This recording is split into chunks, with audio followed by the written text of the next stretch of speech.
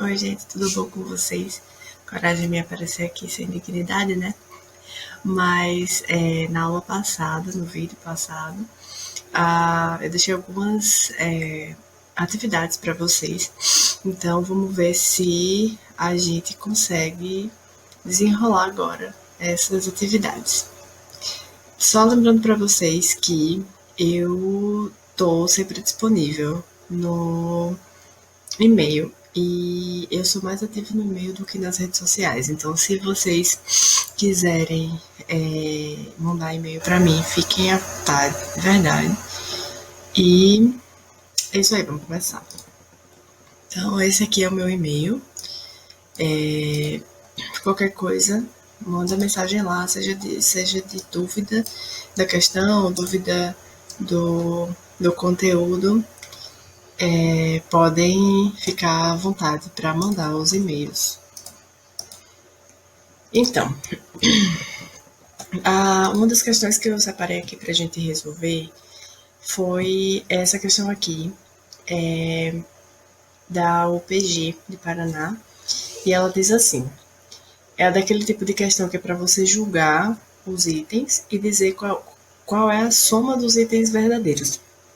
Então, assim, ela diz assim: inúmeras espécies de bactérias diferem quanto ao metabolismo, ao hábitat e à forma das células.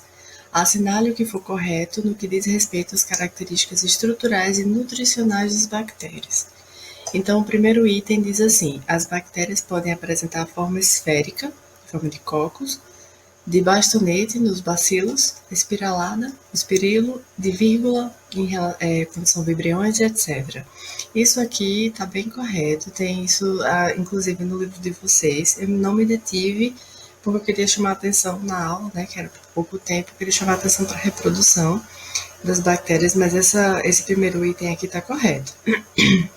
O segundo item diz assim: muitas espécies de bactérias formam colônias, isto é, associações em que os participantes mantêm sua individualidade, sendo capazes de sobreviver quando separados do grupo. Isso também está correto, porque a maioria das bactérias, inclusive, formam essas colônias, né? Juntas somos mais fortes. É isso que acontece, por exemplo, quando elas se unem na nossa garganta. E a gente tem a famosa inflamação. E os participantes mantêm sua individualidade, né? Embora sejam, se a, a reprodução é assexuada, eles são clones de si mesmos, mas cada um possui ali o seu material genético e tal. São capazes, sim, de sobreviver quando separados do grupo. Então, os dois primeiros itens estão corretos. O terceiro item fala assim: as bactérias quimioautotróficas, ou seja, as autotróficas que fazem quimiossíntese, utilizam oxidações inorgânicas como fonte de energia para sintetizar substâncias orgânicas a partir do gás carbônico e átomos de hidrogênio provenientes de diversas substâncias. Então, isso aqui é basicamente o que é a quimiossíntese, né? Então, isso aqui está correto. Eu não especifiquei bastante isso aqui no vídeo aula da gente, porque é um processo um pouco demorado de explicar, porém, esse aqui é o resumo do processo de quimiossíntese, então também está correto. O quarto item, né, que tem o valor 8 aí, diz assim: as bactérias autotróficas, ou seja, aquelas que produzem o alimento, né, dividem-se em fotossintetizantes, ok, quimiosintetizantes, ok, respiradoras e fermentadoras. Isso não está ok, então esse item está errado, porque a gente viu que as respiradoras e fermentadoras são bactérias que são heterotróficas. Elas não produzem o próprio alimento e elas precisam pegar esse alimento de algum outro lugar e por meio de algum outro processo, né? Esse processo de respiração e fermentação. Então, esse item aqui está errado. E o último item, que tem o valor 16, diz assim: as sulfobactérias realizam um tipo de fotossíntese em que a substância doadora de hidrogênio não é a água, mas compostos de enxofre, principalmente o gás sulfídrico. Isso aqui é uma coisa que a gente vê bastante quando a gente vai estudar ciclos biogeoquímicos da Terra. E algumas bactérias, elas realmente são capazes de fazer isso aqui. Então, esse item também está correto. O único item que está errado é esse 8. Portanto, a resposta é a soma desses itens aqui. 1 mais 2 mais 4 mais 16. Então, a resposta fica assim. Essa questão aqui é sobre o leite longa-vida. Está dizendo que ele é tratado termicamente. Vou aumentar aqui a apresentação, fica melhor. Ele é tratado termicamente, pelo processo ultra alta temperatura, ou seja, ele é aquecido a 140 graus por 2 segundos e resfriado. É um choque térmico bacana. Aí essa técnica de esterilização destrói os micro-organismos e esporos, entretanto modifica o sabor do alimento. E aí tá perguntando, esporulação é o quê? Então eu não resolvi isso aqui com vocês, eu não falei disso aqui em sala de aula, não falei isso aqui no vídeo, então vamos falar agora o que é esporulação. Fazer esporos, né, as bactérias têm essa